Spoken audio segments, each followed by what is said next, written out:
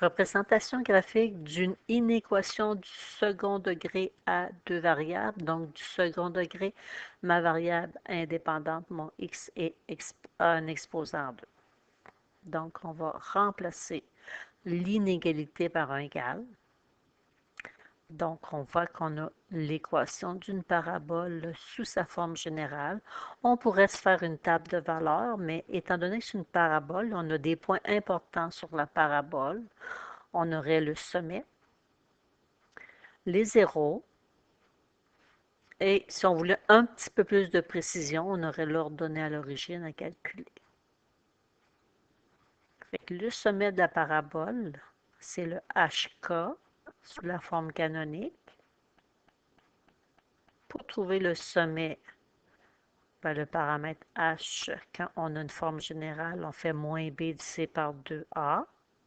Fait que le coefficient du x2, c'est le a, il vaut 1. Le nombre devant le x, c'est le b. Et le c, c'est notre terme constant.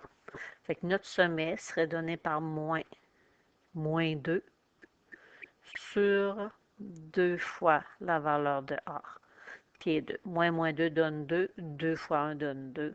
Fait que le paramètre h donne 1. Si vous voulez le calculer en une seule étape sur votre calculatrice, ça va être important de mettre une parenthèse au dénominateur. Pour le paramètre k, vous avez deux choix. Donc, on a que k, c'est f de h. Ça veut dire dans notre fonction, on va aller remplacer notre variable indépendante, notre x par 1. Fait que partout où on voit le x, on va aller mettre un 1. Fait que 1 à la 2, moins 2 fois 1, moins 3, ça me donne moins 4. Ou encore, on aurait pu faire la formule k égale 4 fois a fois c moins b2, le tout divisé par 4a, ça donnerait exactement le même résultat. Fait que le sommet est à la position 1, moins 4. Maintenant, je sais que j'ai une parabole dont l'ouverture est vers le haut. Le paramètre A est positif, mais si je veux avoir de la précision pour mon graphique, je vais aller chercher les zéros de la fonction. Par définition, valeur de x quand y vaut 0. Donc, on remplace le y par 0. On voit qu'on a une équation de degré 2 à résoudre qui est sous la forme générale. Donc, on a déjà notre égal à 0. Fait que le a, c'est le paramètre, c'est le coefficient du x2. Le b, c'est le coefficient du x. Puis le c, c'est notre terme constant. Et on va aller utiliser la formule quadratique pour trouver les zéros de la fonction.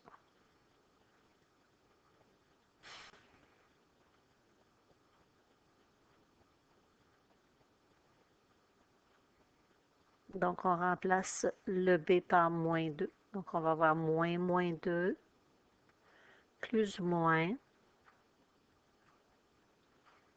2 à la 2, moins 4 fois 1 fois moins 3, divisé par 2 fois la valeur de a qui est 1. Moins 2, ça donne 2. Plus ou moins, on fait le calcul, du discriminant, fait que moins 2 à la 2, moins 4 fois 1 fois moins 3,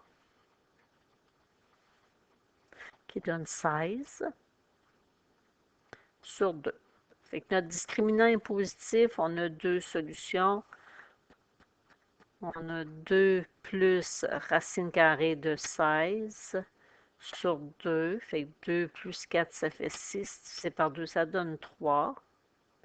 Et l'autre solution, 2 moins la racine carrée de 16, qui donne moins 2, divisé par 2,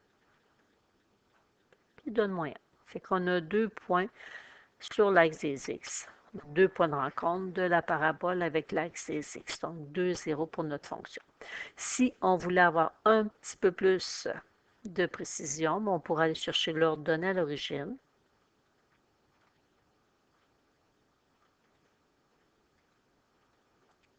et la valeur de y quand x vaut 0.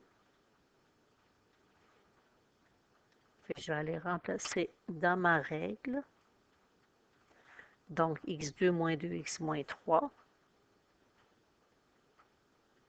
Je vais aller remplacer mon x par 0. On n'est pas obligé de faire le calcul. Quand on a la forme générale, le terme constant, c'est notre ordonnée à l'origine. Fait qu'on aurait pu tout simplement dire que c'est le point 0 moins 3 qui est les coordonnées de l'ordonnée à l'origine. Donc, on va aller placer ici, on ferait des bonds de 2 sur l'axe des Y. Et je prendrai des bonds de 1 sur l'axe des X. C'est vous qui choisissez votre graduation. Fait qu'on va placer notre sommet qui est à la position 1 moins 4. On a les zéros de notre fonction. 1 à moins 1, l'autre à plus 3.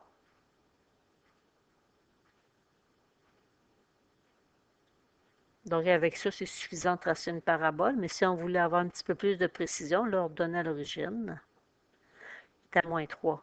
Et on sait aussi par symétrie, la distance de l'ordonnée à l'origine à l'axe de symétrie est la même. Donc, on aurait un autre point automatiquement sur la parabole. Bon, maintenant, il faut faire attention. On regarde. Si on a comme inégalité les symboles plus petit égal, plus grand égal, on va tracer la parabole avec un trait plein. Si on a les symboles plus petits ou encore plus grands, on va tracer la parabole avec un trait pointillé.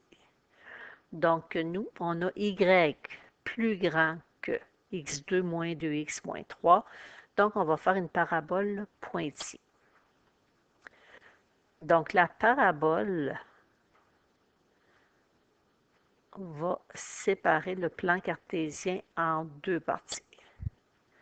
Une partie qui va être située à l'intérieur de la courbe et l'autre partie qui va être à l'extérieur de la courbe. Maintenant, il nous reste à savoir est-ce que notre ensemble solution se situe à l'intérieur ou à l'extérieur. On va faire un test. Si je prends le point 0, 0, parce qu'il n'est pas sur ma parabole, il ne faut jamais prendre un point sur la courbe. Sinon, ça va être difficile de savoir si on va vers l'intérieur ou vers l'extérieur. Et on va aller remplacer dans notre inéquation de départ. Y par 0, puis x par 0.